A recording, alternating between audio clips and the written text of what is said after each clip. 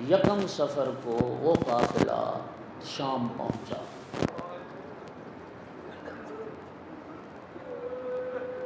وہ شام جس میں آل محمد کے گھرانے کی پہلی کوئی فرد نہیں گئی، ایک لمبا دار امویوں کا رہا شام پر۔ پہلا گورنر یزید بن ابو سفیان حضرت ابو بکر کے زمانے میں وہ شام پر متعین ہوا۔ یزید بن ابو سفیان یہ معاویہ کا بڑا بھائی تھا۔ یزید بن ابو سفیان کے مرنے کے بعد پھر معاویہ شام کا حاکم بنا۔ 20 سال بطور گورنر اس نے حکومت کی، اور 20 سال پھر یہ پوری اس ریاست عرب کا حکمران رہا۔ تو 40 سال سے زیادہ، پھر یزید کا زمانہ بھی ڈالو تو 40 سال سے زیادہ عرصہ بنتا ہے، اور اتنے لمبے عرصے میں آل محمد کے گھرانے کی کوئی ہستی شام نہیں گئی۔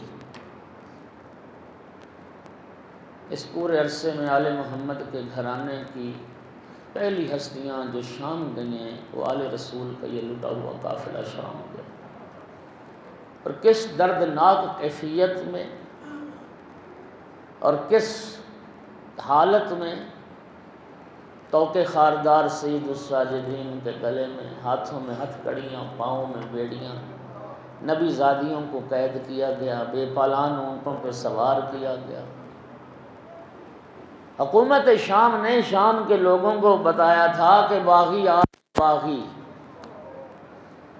اللہ جانتا ہے جب یہ قافلہ سید الساجدین کا اللہ اکبر پہنچا ہے نا شام، مولا سجاد سے کسی شامی نے پوچھا کیف اصبحت، کسی نے پوچھا کیف اصبحت یا ابن رسول اللہ، رسول کا بیٹا بتائیے اس کا آسان ترجمہ کروں، آپ نے کس حال میں صبح کی، آپ کا حال کیا ہے، حال پوچھا کیسے ہیں آپ؟ فرمایا اصبحنا خائفین برسول اللہ واصبح اہل الاسلام آمنین۔ فرمایا تو نے ہمارا حال پوچھا ہے، ہم رسول کے ساتھ رشتہ داری کی وجہ سے خوف میں حالت گزار رہے ہیں، سارے مسلمان امن کی حالت میں زندگی گزار رہے ہیں۔ پتہ نہیں میں سمجھا نہیں سکا اس جملے کو۔ اصبحنا خائفین برسول اللہ، رسول سے تعلق کی وجہ سے، رسول کے رشتہ دار ہونے کی وجہ سے، رسول کے اہل بیت میں ہونے کی وجہ سے خائفین، ہم ڈر اور خوف کی زندگی گزار رہے ہیں۔ اور اتنے لمبے اقتدار کے بعد یہ قافلہ جب پہنچا نا شام میں، انہیں تو بتایا گیا تھا شام کے لوگوں کو باغی آ رہے ہیں، لیکن انہوں نے امام سجاد علیہ السلام کے جب نورانی چہرے کو، پروقار اور پرہیبت چہرے کو دیکھا تو انہیں یہ یقین ہو گیا شام کے لوگوں کو کہ ہم سے جھوٹ بولا گیا ہے، یہ عام قیدی نہیں ہے، یہ تو کسی شریف اور معزز گھرانے کے فرد لگتے ہیں۔ یہ وجہ مولا سجاد کا چہرہ دیکھتے شامیوں کو تجسس ہوتا تھا، اور بڑے سوال کیے شامیوں نے۔ ایک شامی آگے بڑھا، سوال کرتا ہے قیدی تم اپنا تعارف کروا سکتے ہو، تم کون ہو؟ اور مولا سجاد کا جواب اس نے فرمایا اے شامی تو نے قرآن پڑھا ہے؟ جی پڑھا ہے۔ فرمایا تو نے قرآن میں آیت پڑھی انما یرید اللہ لیذہب عنکم الرجس اہل البیت ویطہرکم تطہیرا؟ شامی کہتا ہے ہاں میں نے آیت پڑھی۔ فرمایا وہ اہل بیت ہم ہیں جن کی شان میں یہ آیت نازل۔ شامی حیران ہو کے کہتا ہے کیا یزید اور معاویہ کے علاوہ بھی کوئی اہل بیت ہیں؟ ہمیں تو یہی بتایا گیا تھا یہی اہل بیت۔ اس قدر انہیں اندھیرے میں رکھا گیا شام کے لوگوں کو۔ فرمایا تو نے قرآن میں آیت پڑھی ہے قل لا اسألکم علیہ اجرا الا المودۃ فی القربی کا پڑھی؟ فرمایا یہ آیت ہماری شان میں ہے۔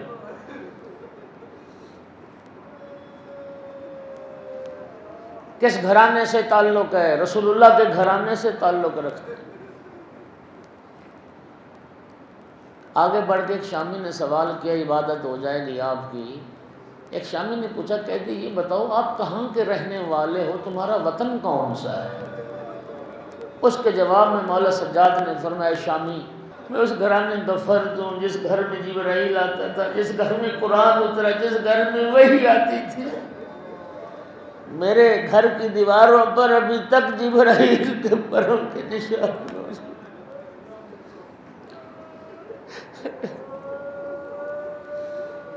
یکم سفر کو یہ قافلہ آل رسول کا شام پہنچا۔ اجرکم علی اللہ۔ سہل بن سعد ساعدی انصاری، رسول اللہ کا صحابی، یہ کہتا ہے کہ حج بیت اللہ سے فارغ ہو کے جب میں بیت المقدس کی زیارت کے لیے گیا تو میرا گزر شام سے ہوا۔ اس دن میں شام پہنچا، یکم سفر کو پہنچا۔ کہتا ہے میں نے کیا دیکھا، بازار سجے ہوئے تھے، بازاروں کے آئینہ بندی کی گئی تھی، لوگوں نے نئے لباس پہنے ہوئے تھے، ہاتھوں پہ مہندیاں لگی ہوئی تھیں، عید اور جشن کا سما تھا۔ کہتا ہے میں نے ذہن پہ زور دیا کہ آج تو مسلمانوں کی کوئی عید نہیں۔ میں نے ایک شامی سے پوچھا کہ تمہارا کوئی خاص تہوار ہے؟ مسلمانوں کی تو کوئی عید نہیں ہے آج۔ اس وقت شامی جواب میں کہتا ہے کہ تم پردیسی معلوم ہوتے ہو۔ کہاں، میں تو مدینے کا رہنے والا ہوں، میں تو گزر رہا تھا یہاں سے، مسافر تھا۔ شامی کہتا ہے آسمان گر پڑتا، زمین پھٹ جاتی، اس میں تعجب نہ ہوتا۔ سال سعیدی کہتا ہے میں نے پوچھا بتاؤ تجھے کیا ہوا؟ کہا تجھے نہیں پتا، آج نبی زادیوں کو قیدی بنا کے یزید کے دربار میں پیش کیا جا رہا ہے اور امام حسین کا سر کاٹ کے کربلا سے لایا جا رہا ہے، اور یہ یزید کی فتح کا جشن منایا جا رہا ہے اور اس کے لیے یہ خوشیاں منائی جا رہی ہیں۔ صحابی رسول تھا، تڑپ گیا، کیسے بے حیا مسلمان ہیں، نبی زادیاں قید ہو کے آ رہی ہیں اور شام کے لوگ خوشیاں منا رہے ہیں، جشن میں۔ سال کہتا ہے میں نے پوچھا کس دروازے سے لایا جا رہا ہے ذریت رسول کو؟ مجھے بتایا گیا باب الساعت سے لایا جا رہا ہے۔ سال کہتا ہے میں جب باب الساعت پہ پہنچا، عجیب ماحول تھا، ڈھول بج رہے تھے، طبل بج رہے تھے، شادیانے تھے، لوگ بھنگڑے ڈال رہے تھے، ناچ رہے تھے اور قیدیوں کا استقبال ہو رہا تھا۔ اجرکم علی اللہ۔ عزادارو یہی شام ہے۔ ہم سمجھتے ہیں نا کہ کربلا کی مصیبت بڑی تھی جہاں سارے آل رسول ذبح ہو گئے، لیکن سید سجاد جب پوچھا جاتا تھا آقا سب سے زیادہ مصائب کہاں ہے اور سب سے زیادہ دکھ کہاں آیا، سید الساجدین نے کبھی کربلا کا نام نہ لیا، رو کے فرماتے تھے الشام الشام الشام۔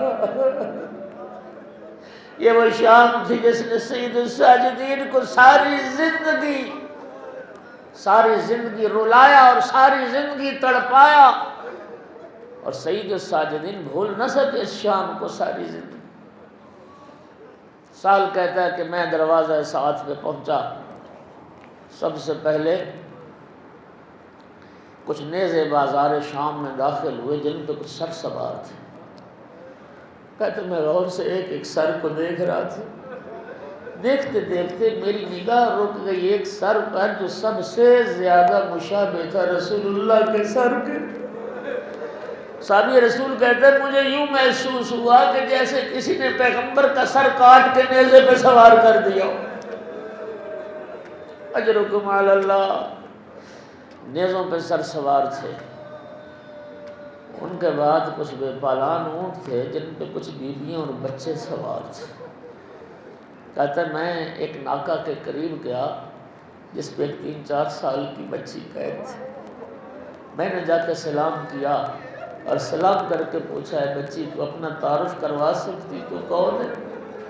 بچی جواب میں پلٹ کے کہتی ہے شیخ پہلے تو تعارف کروا، تو کون ہے؟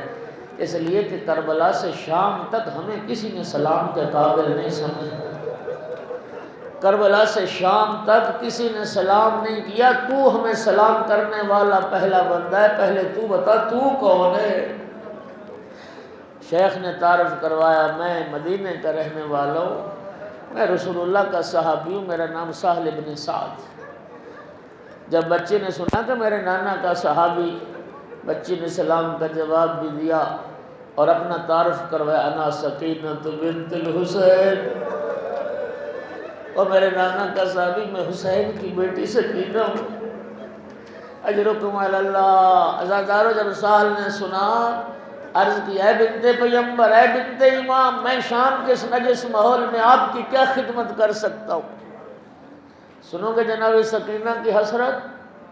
میری آقا زائد نے فرمایا، میرے نانا کا صحابی اگر ہم پر احسان کر سکتا ہے تو اتنا احسان کر دے، شمر سے جا کے کہہ دے سروں کو آگے آگے لے کے چلے، شام والے سروں کا تماشا دیکھے، رسول زادیوں کا تماشا نہ دیکھے۔ سال ہمارے سر پہ چادریں نہیں ہیں، نبی زادیوں برہنہ سر ہے، شام والے سروں کا تماشا دیکھے۔ اجرکم علی اللہ، اجرکم علی اللہ۔ سال کہتا ہے میرے پاس 400 دینار تھا، میں نے جا کے شمر کو دیا کہ شمر یہ دینار مجھ سے لے لے اور سروں کو تھوڑا آگے آگے لے کے چل۔ کہتا ہے تھوڑا فاصلہ ایجاد ہو گیا، میں سروں کے ساتھ ساتھ زیارت کرتے ہوئے چل رہا تھا۔ کہتا ہے میں نے کیا دیکھا کہ چھتوں پر عورتیں سوار تھیں اور ان کی جھولیوں میں پتھر تھے۔